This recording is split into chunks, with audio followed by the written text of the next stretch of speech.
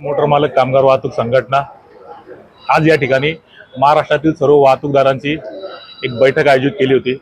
या बैठकीमध्ये जे वाहतूकदारांना येणारे प्रॉब्लेम्स आहे, ऑनलाईन चलन झाले किंवा आरटीओ कडून जे पासिंगच्या नावाने फिटनेस एटीएस सेंटरच्या नावाने जी तकलीफ होती, त्या तकलीफमध्ये म्हणजे त्यासाठी आज आम्ही हे सर्व वाहतूकदार एकत्र झालोय। मला आपल्याला एकच सांगायचं आहे, शासनाचा हेतू शुद्ध आहे, म्हणजे शासनाचा हेतू चांगला आहे, पण शासनाला बदनाम होण्यासाठी अधिकारी लोक हे त्याचा दुरुपयोग करून त्याचा जनतेमध्ये वेगळा मेसेज जातोय। अधिकाऱ्यांच्या मनमानीने काम करून आमच्या वाहतूकदारांना लुटण्यात येतं आणि ही लूट झाल्यामुळे शासनावरचा विश्वास हा जनसामान्य माणसातून म्हणजे आमच्या वाहतूकदारांमध्ये शासनावरचा विश्वास उडत चाललाय। कुठेतरी शासनाने याची दखल घ्यावी आणि अधिकाऱ्यावर वचक ठेवावे, म्हणून आजची पत्रकार परिषद आम्ही सर्व एकत्र। आणि सर्वात मेन म्हणजे एक 15 ते 20 वर्ष जुनी गाडी, 15 ते 20 वर्ष जुन्या गाडीला जर तुम्ही 10 पट पासिंगसाठी पैसे घेतले तर त्या गाडीमध्ये असा बदल काय होतो? तुम्हाला गाड्यांचे पेपर क्लिअर ठेवायचे आहेत, पण त्यासाठी आम्ही वाहतूकदार सक्षम पण पाहिजे। आणि आज तुम्ही जर बघितलं, नवीन गाडी घेणारे सिंगल मोटर मालक नाही, 15-20 वर्षाची गाडी ज्याची असती तो सिंगल मोटर मालक आहे। सिंगल मोटर मालक हा कसा तरी आपला परिवार चालवण्यासाठी ती धडपड करत असतो। उत्पन्नाचं ते तर शेवटचं साधन आहे। उद्या जर तुम्ही ती 15 आणि 20 वर्षाच्या गाडीला तुम्ही एवढा दंड केला, म्हणजे आजच्या तारखेला 20 वर्षाच्या पुढच्या गाडीला 28,000 फी आणि असे छोटे मोठे स्पीड गव्हर्नरचे याचे त्याचे असे जाचक या म्हणजे एक एजन्स्या खोललेल्या आहे। अधिकारी लोकांनी एक अशा एजन्स्या खोलल्या आहे का ते वाहतूकदारांच्या चमडी सुद्धा उदाडायला कमी करत नाहीये। आणि त्या सर्व गोष्टींना पार्टनर हे अधिकारी लोक आहे, हे म्हणजे कर्मचारी लोक आहे। सरकारचं त्याच्यामध्ये इन्व्हॉल्वमेंट आम्हाला तरी तात्पुरतं तरी आता दिसत नाही, पण सरकारने कुठंतरी या गोष्टीवर अंकुश लावायला पाहिजे आणि वाहतूकदारांना एक रिलीफ दिला पाहिजे। आणि जसं रिक्षा टॅक्सी व महामंडळ जसं तुम्ही स्थापन केलं, एक रिक्षा चालकाला तुम्ही एवढी सुविधा दिली, आमच्या वाहनधारकांना आजपर्यंत कोविडमध्ये आमच्या वाहनधारकांमुळेच देश चालला, लोक जगले, लोक म्हणजे प्रत्येकाला अन्न त्याच्या जागेवर तिथे भेटलं अत्यावश्यक सेवेमध्ये, ते आम्ही आमचं कर्तव्य म्हणून केलं।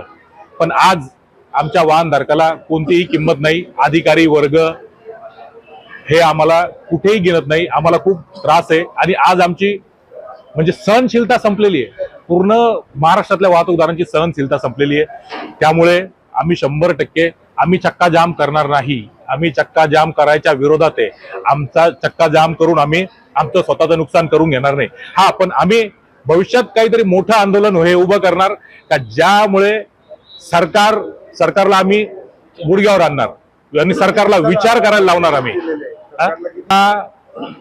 आपण सरकारला 8 दिवसात परत एक मीटिंग होणार। आज फक्त सर्वांचे आम्ही व्ह्यू घेतले, 8 ते 10 दिवसात आमची एक परत राज्यस्तरीय मीटिंग होणार मुंबईला किंवा तिथे, आणि त्या दिवशी आम्ही अल्टिमेटम देणार। आणि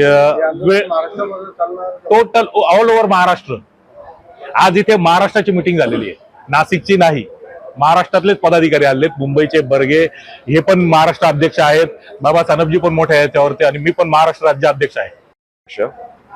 आज शासनानं जे वाहतूकदारांवर कडक निर्बंध लावले, नवनवीन नियम, दर महिन्याला एक वेगळा काहीतरी नियम येतोय, ज्यामुळे वाहतूकदारांचं कंबरडं मोडलं जातंय आणि सर्व अर्थकारण त्याचं बिघडतंय। लोकांचे EMI जात नाहीत, महसूल म्हणजे जो शासन समजतंय की आमच्यावर जे दंड आहेत ते महसुलाचं साधन समजतंय शासन, तिजोऱ्या रिकाम्या आहेत, त्यामुळे दररोज प्रत्यक्ष टार्गेट दिलं जातंय कर्मचाऱ्यांना वसुलीचं। त्यामुळं या विरोधात आवाज उचलण्यासाठी महाराष्ट्रातील प्रमुख जिल्ह्यातून जवळजवळ 27-28 जिल्ह्यातून या ठिकाणी आज पदाधिकारी जमलेत आणि या ठिकाणी पुढील आंदोलनाची दिशा ठरवणार आहेत। संविधानिक पद्धतीने कसं आंदोलन करता येईल या संदर्भात आज या ठिकाणी आमची चर्चा झालेली आहे। आजच्या या मेळाव्याच्या निमित्ताने वाहतूकदार बचाव कृती समिती या माध्यमातून महाराष्ट्रामधल्या 36 जिल्ह्यामध्ये जवळपास 27 ते 28 जिल्ह्यामधले प्रत्येक जिल्हा संघटनेचे प्रतिनिधी या ठिकाणी आम्ही एका छताखाली जमा झालेलो आहोत।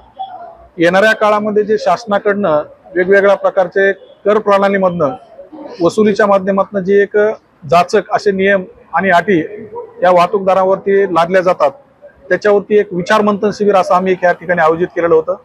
आणि या विचार मंथन शिबिरामधनं येणाऱ्या काळामध्ये याच्यावरती असा ठोस निर्णय आणि तोडगा काढण्यासाठी काय उपाययोजना करता येतील याच्यावर एक रणनीती ठरवण्यात येईल.